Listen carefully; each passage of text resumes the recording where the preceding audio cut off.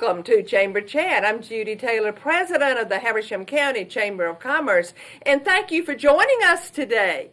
I have several great guests, so stay with us for the entire program or you're going to miss something. My first guest is author and artist Jan Walker, and she is a local artist and author. Jan, welcome to Chamber Chat. Thank you. It's lovely to be here today, Judy. Well, it's always a pleasure to talk with you, Jan. Thank you. And Jan, your work is well known in this area. Your books and your art camps are well known in this area. But I know that you're from New Hampshire. Yes. How in the world did you ever get to the Northeast Georgia mountains? Well, the funny thing is, it actually took me to go all the way to Australia to get here. Because I'll say you took the scenic route. I really did. It was a wonderful adventure. My husband, Peter Walker, brought me here, and I met him in Australia, in Tasmania, in 1967, picking apples. And he said to me, "Would you like to go to Kathmandu?" And I said, "Oh, where is that?" And I went, and now I know where Kathmandu is. And we hitchhiked around the world together. He got a job when we were in New Hampshire.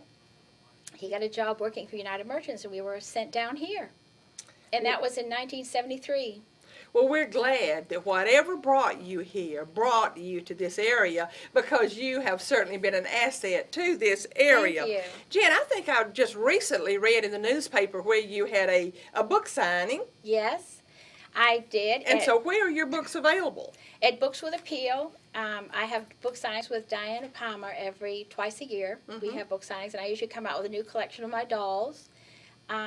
So I have it. They're at Books with Appeal, and then my students all buy them from me at my house. Mm-hmm. So you can call me and always come to my house. I have a little shop that sells my books and my dolls. Mm-hmm. Well, I'm glad that your books and your dolls are available at a local bookstore. We like that. And Glenda's wonderful to work with. I'm sure Yes, she she is. is.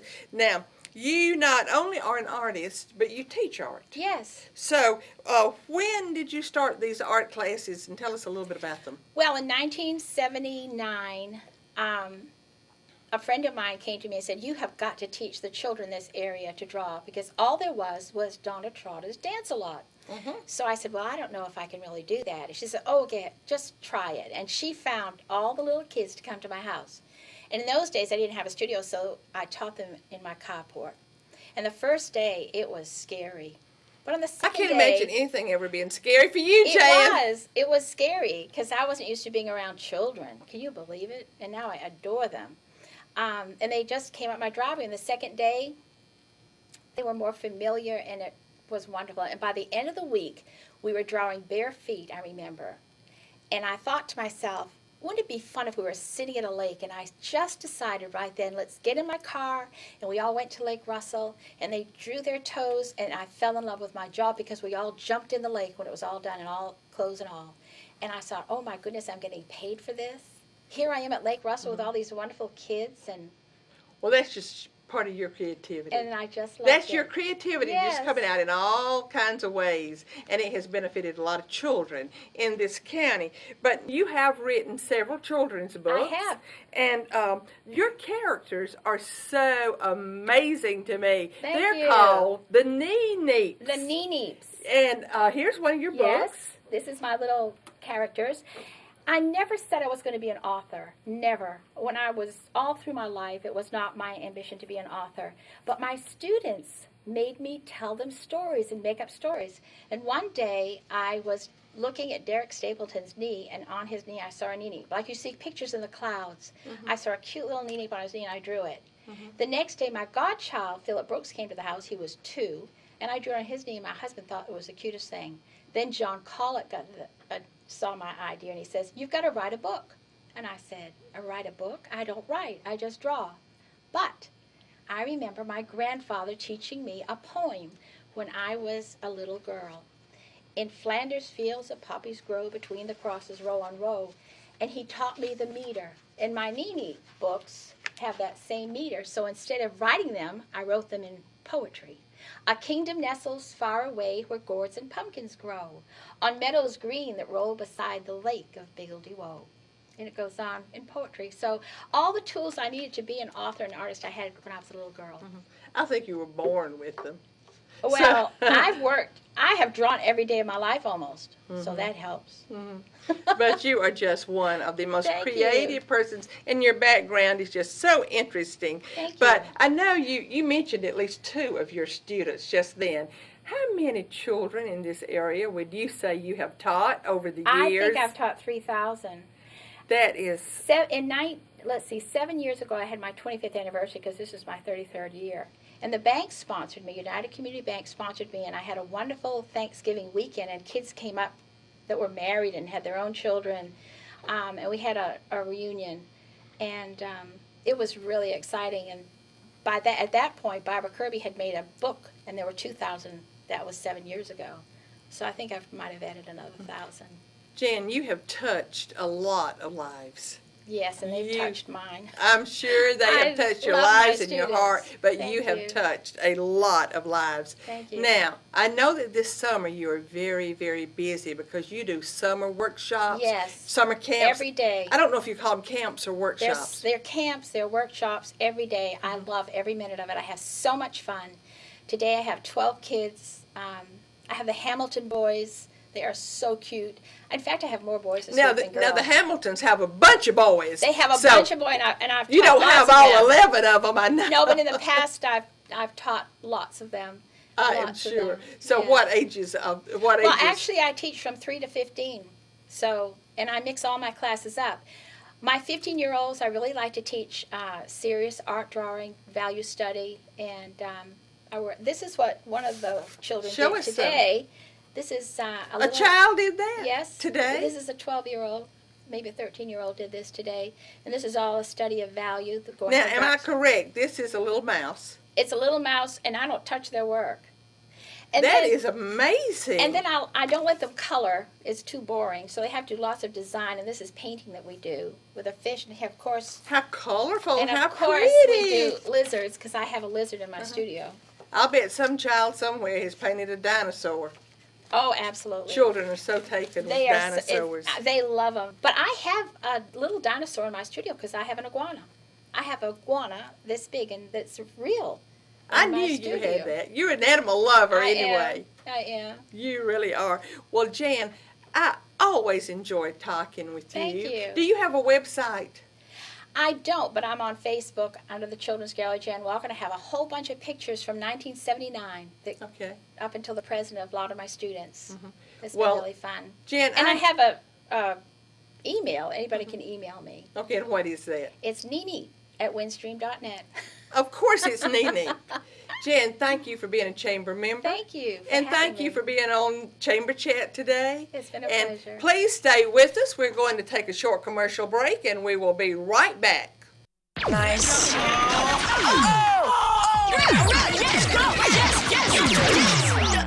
No.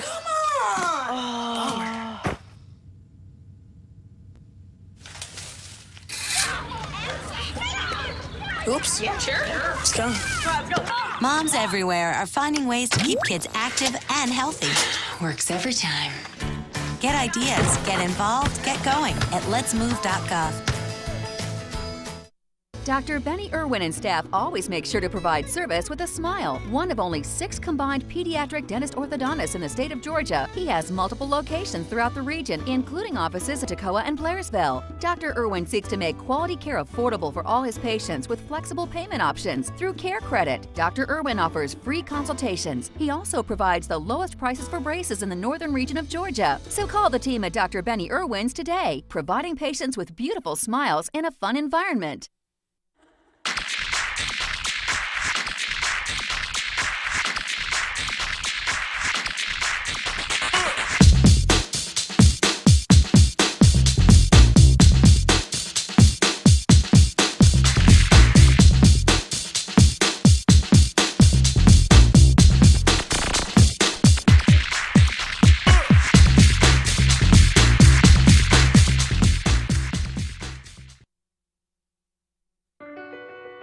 My life is full of statistics. Thing is, I could have dropped out of school and become one myself, but I didn't because I had people that believed in me. Here's another statistic. 7,000 students drop out every school day. That's 1 every 26 seconds. It's time that students know that we believe in them. Inspire a student and share your message of support at boostup.org. Thank you for staying with us. We're back with the Chamber's July Member of the Month, and it is Georgia Power Company and Brent Edwards, the local manager of the Cornelia Georgia Power. Brent, welcome back to Chamber Chat. Thank you, Judy. I'm delighted to be here. Well, you've been on before. I have. You have been on before talking about the Chick-fil-A Leader That's Kits right. that you helped us so much with. But congratulations on being Member of the Month. Thank you. Appreciate that so much, Judy. Well, We're excited. you and Georgia Power were certainly deserving of that recognition. You do so much for the Chamber. We appreciate that. And well, we appreciate you all. But now it's your turn to talk about Georgia Power. All right. So tell us a little bit about Georgia Power's background and about your operation in Cornelia. I'm going to ask you a question right up front. About how many employees do you have here? We have 25 employees here Well, in the that's a Cornelia big- office. Yeah. You are a big employer for us then. We're Georgia Power Company is an investor-owned tax-paying utility. We serve about 2.4 million customers in the state, and we're in, I believe, 157 of the 159 counties in the state of Georgia. We're the largest subsidiary of the Southern Company. I'm sure you've heard of the Southern Company. Right. It consists of Georgia Power, Gulf Power, Mississippi Power, and Alabama Power. So the Southern Company, who is your parent, That's right. is in many states. Okay. It is.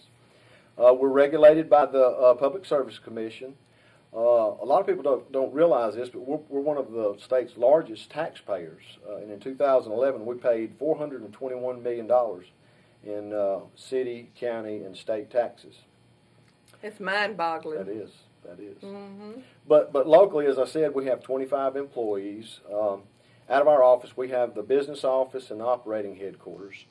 And we serve about 16,000 customers in Habersham, White, and Banks County. Okay, so out of your office then, you served three counties. We do. That's interesting, Brent. And Brent, I understand that Georgia Power has a nuclear project underway, maybe at down at Plant Vogel. Down in Waynesboro. That's correct. Can you tell us a little bit about that? Be glad to. Glad Okay. to. Well, as part of our commitment to meet the energy needs of the state and to continue to provide reliable electricity at affordable rates, we're currently building 2 new units there at Plant Vogel in Waynesboro, and our part of that project is about a $6 billion. It's a $6 billion project for us, and these are the first nuclear units or generating plants to be constructed in about 30 years in the U.S.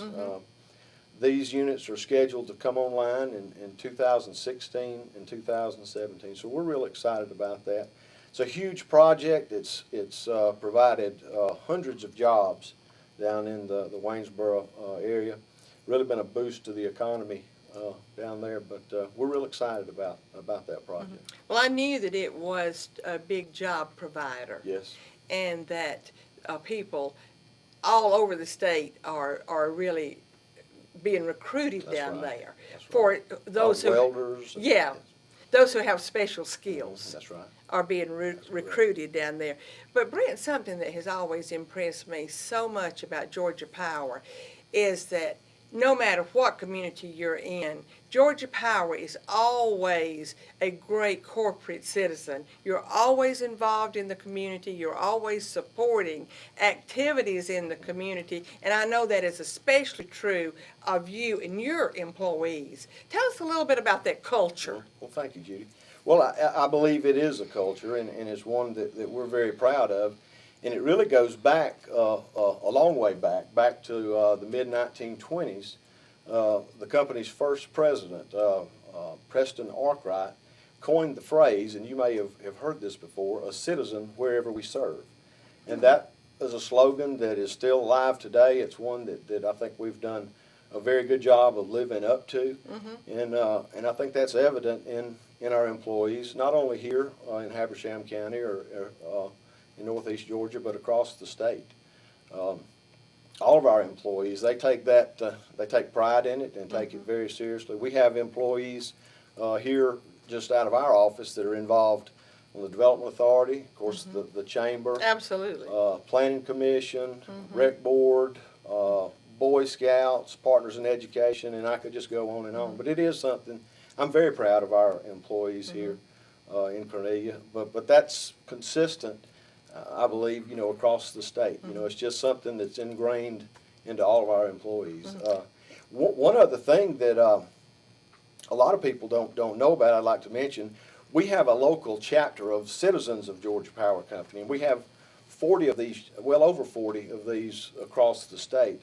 And basically what it is, it's employees, their spouses, and their families participate in these chapters, and we have fundraisers throughout the year. And in fact, we just had a motorcycle ride a couple of weeks ago, excuse me, and we raised over $6,000, and that'll be donated to the American Cancer Society. So we have that's sort of an internal thing that we do to, as a group of employees and their families to support our communities as well. So just another example there.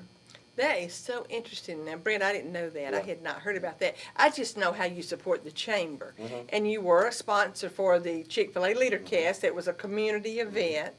And you just do so many more other things. You always have participants in Leadership Habersham, and we appreciate We've really enjoyed that. That's a great program that the Chamber offers. Well, I feel like it is too, but we appreciate that.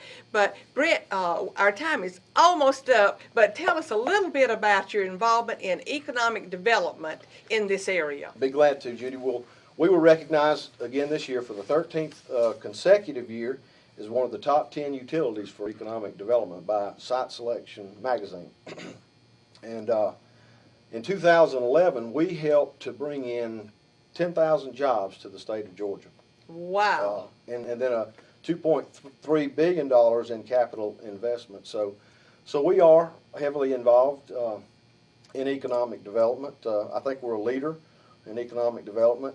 And Rope Roberts, I think most everyone, he lives here in Habersham County, so most everyone knows Rope. Excuse me.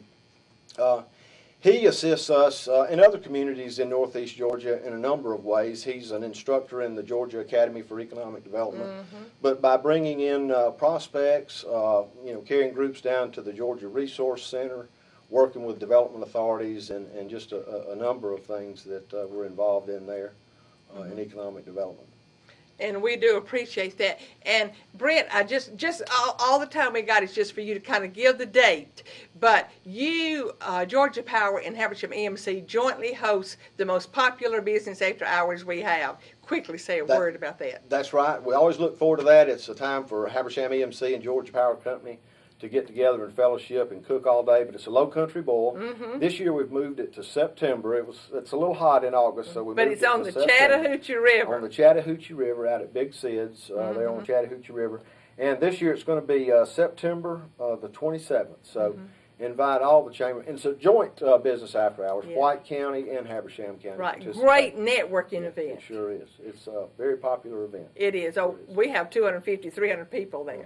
And we do appreciate it. Brent, I could talk with you much, much longer, but our time is up. Thank you for being my guest on Chamber Chat. I enjoyed it, Judy. And again, congratulations on being Member of the Month, a most deserving Member of the Month. Thank you so much. Please stay with us. We're going to take another short commercial break, and we'll be right back.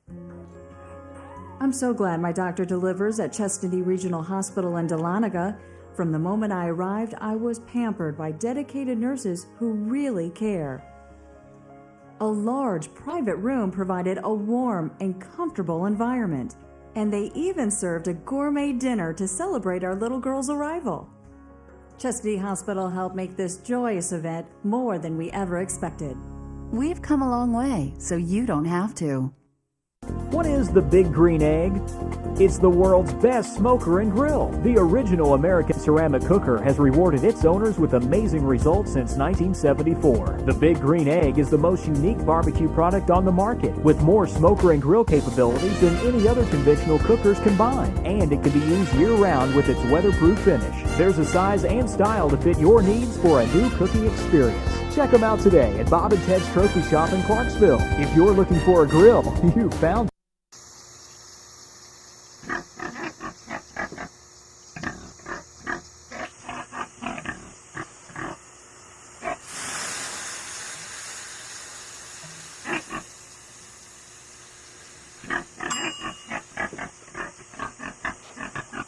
Cook foods to the right temperature using a food die from food poisoning this year. Keep your family safer. Check your steps at foodsafety.gov. Thank you for staying with us. Our final guests for today are from the North Georgia Technical College Photography Department, and we have Jim Loring and Ginger Mosley. And welcome to both of you. Thank you, Judy. It's great to be here. Really appreciate it. Well, I come in and I just appreciate your being on my program. And Jim, I'm going to start off with you because I love your accent. And I know that our audience is going to be... It's true. I'm a Brit. You're a Brit, not a Brent, but Brit. Brit, well, yeah, definitely not Brad. Okay. I'm a Londoner, and we moved over here 8 years ago, so my accent's still here. It's still with me. It is. I'm hoping to hold on to it. It's wonderful. I love it. Thank you. Jim, I remember when you came to North Georgia Tech, because I was up there too, and I remember it, and I loved your accent then, and I still love it. Oh, well, there you go. Now, I have been seeing a lot in the newspapers recently about your graduates or your students, your students getting a lot of awards. Tell us a little bit about these awards. Well, I think a lot of it comes from the fact that they get to go out and shoot at a lot of different venues, so they have a lot of chance for inspiration to hit them and really kind of just discover the world. And so it shows in the type of work that they're putting out, but also just, I guess, bragging a little bit, we did have 3 of our photography students take first, second, and third in the state competition recently, Skills USA. Congratulations. You can't get much better than that to take first, second, and third. It's true. We're really proud of them. I mean, they produce such amazing work. So, and I should mention that the other guys also took first in video and are now at nationals, so it's exciting. It is. So you had somebody who took first place in video, too. Yes. And he's at nationals. Where, in Kansas City? It's a team. There's 2 of them. In Kansas City? That's correct, yeah, Kansas City. Great. Well, tell our audience a little about your photography program, a little about the curriculum, what students up there take, I know they have a lot of exhibits and so forth. That's tell, right. Well, tell the audience about that. It's a two-year program, associate's degree and diploma program, and we have students starting the program at different levels. Some have had cameras for 5 years. Some are completely new to photography. They know it's something they're interested in and they want to pursue. We take, we're very happy to embrace people at whatever level, and we begin by going through the basics of how to use your camera, the controls on your camera, how to compose a picture, and also how to think creatively and to think about the message that there is in every photograph that we take. Once we're off the blocks with that, we're going to take students through a whole range of specialties. So portraitures, wedding, studio, product photography, advertising, architecture, photojournalism, sports photography, nature, wildlife, whole range of things. So students really have an opportunity to dip their toe into many different types of photography, and then there's space at the end of the program for them to really specialize and develop skills in the area that they're most interested in. So photography, obviously, that's the heart of the program. Absolutely. Along with that, there are Photoshop classes, multimedia classes, there's a business class, and we really try to equip our students for getting out into the real world once they finish their studies. Real skills for real world jobs. And I think that's a distinctive of our program, that it's not just about teaching people how to take beautiful photographs, but it's how to take photographs that they can sell in the marketplace as well.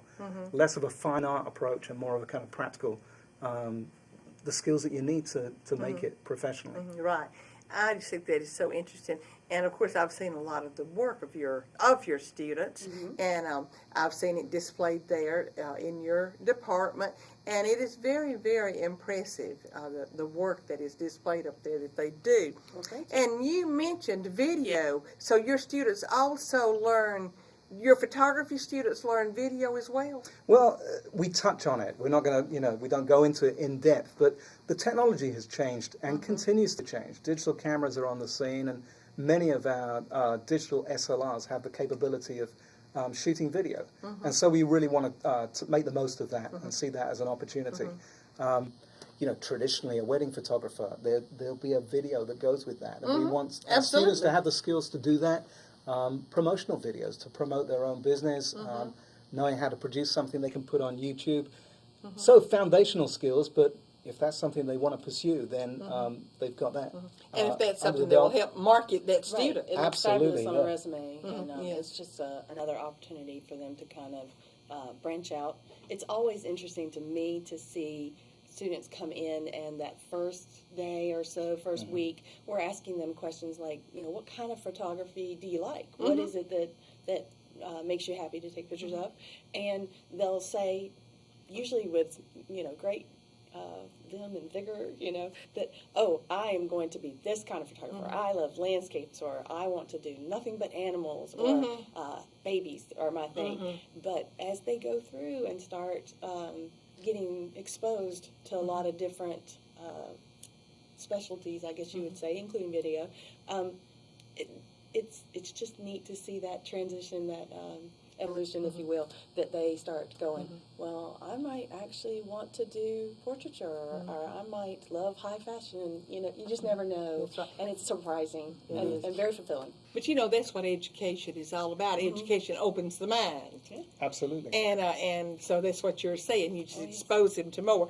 But tell our audience, I'm familiar with it, but quickly, because our time is about up. Oh, gosh. Tell our audience about that facility that you have for teaching photography. Also, we mustn't miss telling everyone about our upcoming graduate show, which is July 31st, 5 till 8 p.m. A group of 20 students will be presenting their work, their portfolios. At the campus. Yes, at the campus, in our so building. They can come see it.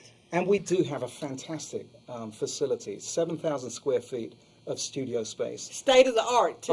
It was a purpose-built building for our program. And we have a computer lab kitted out with Mac computers, which is very much geared toward photography. And we have an amphitheater, we have projectors. We review a lot of students' work on an ongoing basis, and so we have the perfect setup for reviewing student work. We couldn't wish for a better department. I know. And Jim and Ginger, I know that you have one of the 2 public programs in Georgia.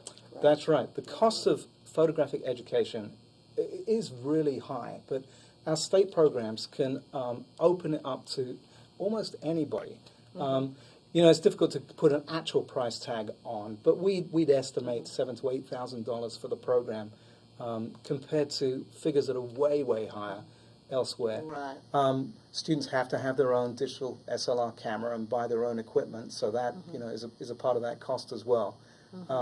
But you cannot get better value for money anywhere in terms of photographic education. Right. I'll agree with that, and the dorms help with that. I know that the dorms are very valuable with that. But Jim and Ginger, thank you so much for being on Chamber Chat today. And I always end with a quote. And I'm ending with a quote today that is a tribute to you all and to my other guest, Jan Walker, and it is about pictures. And everybody has heard this quote many, many times, but I doubt that you might know where it came from. But my quote is, "A picture is worth 1,000 words."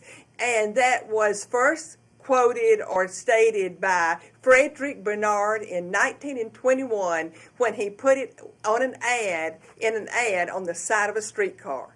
Thank you for joining us. I'll see you next time.